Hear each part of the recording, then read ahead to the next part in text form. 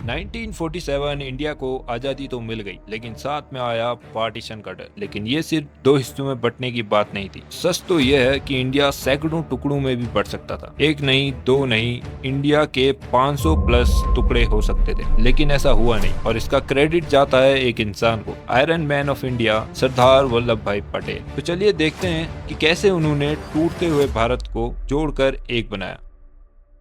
तो बात शुरू होती है 1945 में, जब ब्रिटेन में नई गवर्नमेंट आती है और प्राइम मिनिस्टर बनते हैं क्लेम एटली, और वो डिसाइड करते हैं कि इंडिया को आज़ादी देने का टाइम आ गया है। लेकिन मुश्किल ये थी कि मुस्लिम लीग और मोहम्मद जिन्ना पार्टीशन पे अड़े हुए थे।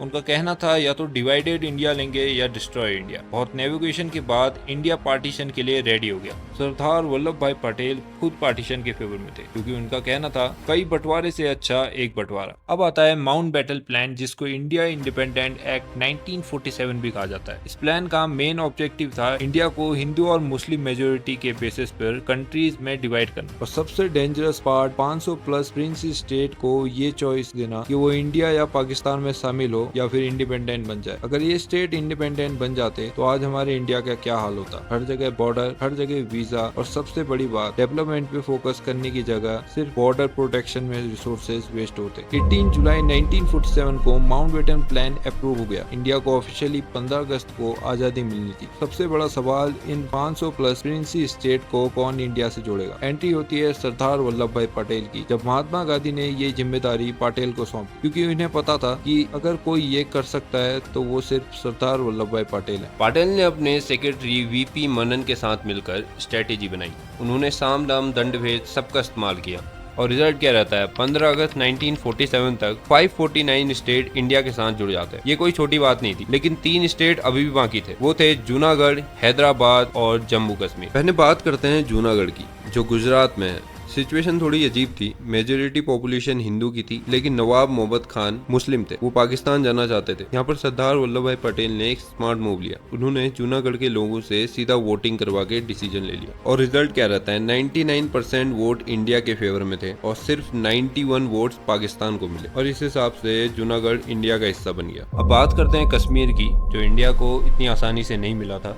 ये सिचुएशन थोड़ी अपोजिट थी, जिसमें महाराज हरि सिंह हिंदू थे और मेजोरिटी पॉपुलेशन मुस्लिम की थी। महाराज हरि सिंह चाहकर भी इंडिया या पाकिस्तान में शामिल नहीं हो सकते थे, क्योंकि उन्हें अपना सिंहासन खो जाने का डर था। तो उन्होंने 12 अगस्त 1947 को स्टैंड स्टिल एग्रीमेंट प्रपोज किया कि कश्मीर इंडिपेंडेंट रहेगा। पाकिस्तान ने तुरंत साइन कर दिया, लेकिन इंडिया ने कोई रिस्पॉन्स नहीं दिया। फिर पाकिस्तान ने सबसे बड़ी गलती करी। 27 अक्टूबर 1947 पाकिस्तान ने ऑपरेशन गुलमर्ग लॉन्च किया। तो यहाँ पर पाकिस्तान ने अपनी रेगुलर आर्मी को डायरेक्टली नहीं भेजा। उन्होंने 5000 प्लस टेरिबल फाइटर्स को वेपन देकर भेजा पाकिस्तान आर्मी के कंट्रोल में। ये लोग घुसपैठी के भेस में थे, ताकि ब्लेम डायरेक्टली पाकिस्तान पर ना आए। और फिर उसके बाद बहुत सारे लोगों को मार दिया जाता है, इनोसेंट लोगों को मार दिया जाता है, और पूरे के पूरे गाँव को जला दिया जाता है। जब महाराज हरि सिंह ये सब देखते हैं तो वो डर जाते हैं और इंडिया से मदद मांगते हैं। लेकिन यहाँ प्रॉब्लम थी, कश्मीर ऑफिशियली इंडिया का पार्ट नहीं था, तो इंडिया कैसे मिलिट्री भेज सकता था। तो यहाँ पर को सरदार वल्लभ भाई पटेल सिचुएशन को समझते हैं और तुरंत एक्शन लेते हैं। वो अपने ट्रस्टेड वीपी मनन को इमीडिएटली महाराज के पास भेजते हैं, और वीपी मनन के पास था इंस्ट्रूमेंट्स ऑफ एक्सेशन, मतलब की लीगल डॉक्यूमेंट जो कश्मीर को ऑफिशियली इंडिया का हिस्सा बना देते। महाराजा हरि सिंह के पास कोई ऑप्शन नहीं था। उन्होंने 26 अक्टूबर 1947 को साइन कर दिया और कश्मीर ऑफिशियली इंडिया का पार्ट बन गया। फिर होता है इंडियन आर्मी का काउंटर अटैक। जैसे ही पेपर साइन हुए, सरदार वल्लभ भाई पटेल ने एक सेकंड वेस्ट नहीं किया और 27 अक्टूबर 1947 सुबह 4 बजे इंडियन आर्मी को श्रीनगर में एयर ड्रॉप करा दिया। ये उस टाइम का सबसे डेयरिंग मिलिट्री ऑपरेशन था। बहुत सारे एरियाओं को रिकैप्चर किया,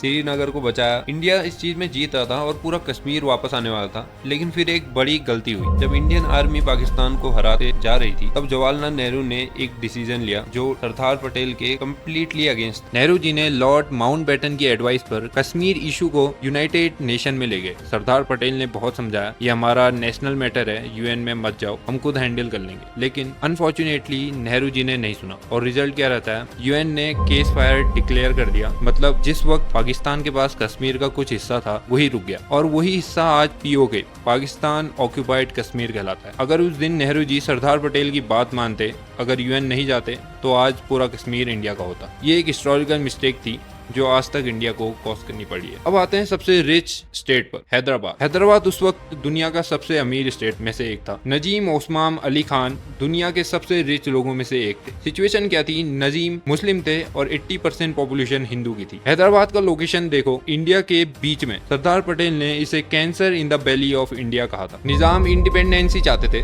लेकिन सीक्रेटली पाकिस्तान की तरफ झुक रहे थे। सबसे बड़ी प्रॉब्लम थी रजाकार्स। ये एक ऐसी ब्रूटल मिलिट्री थी जो कश्मीर रजवी के अंडर आती थी। इनकी हरकतें ट्रेन लूटना, लोगों को मार देना। सरदार पटेल जानते थे कि हैदराबाद को किसी भी कॉस्ट पर इंडिया में शामिल करना होगा, लेकिन नेहरू जी और लॉर्ड माउंटबेटन नॉन वायलेंस चाहते थे। पटेल को वेट करना पड़ा। 21 जून 1948 लॉर्ड माउंटबेटन इंडिया छोड़कर चले गए और पटेल को मिल गया अपना मोमेंट। 13 सितंबर 1948 ऑपरेशन पोलो लॉन्च हुआ। मेजर जनरल JN चौधरी के अंडर 36,000 इंडियन सोल्जर हैदराबाद में घुसे और सिर्फ 5 दिन में पूरा हैदराबाद कैप्चर कर लिया। हैदराबाद परमानेंटली इंडिया का हिस्सा बन गया। अगर सरदार पटेल मिलिट्री एक्शन नहीं लेते तो हैदराबाद आज दूसरा कश्मीर होता। ये थी कहानी उस इंसान की जिसने इंडिया को 500 प्लस टुकड़ों में बंटने से बचाया था, सरदार वल्लभ भाई Patel, iron man of India. आज हम एक यूनाइटेड स्टेट में रहते हैं, उसका क्रेडिट सरदार वल्लभ भाई पटेल को जाता है। उनका स्टैचू ऑफ यूनिटी दुनिया का सबसे बड़ा स्टैचू है और ये सिंबल है उनके कॉन्ट्रीब्यूशन का जो उन्होंने इंडिया को दिया। दोस्तों, अगर वीडियो अच्छी लगी हो तो वीडियो को लाइक करना, शेयर करना और चैनल को सब्सक्राइब करना मत भूलना। मिलते हैं अगली वीडियो में, तक के लिए जय हिंद, जय भारत।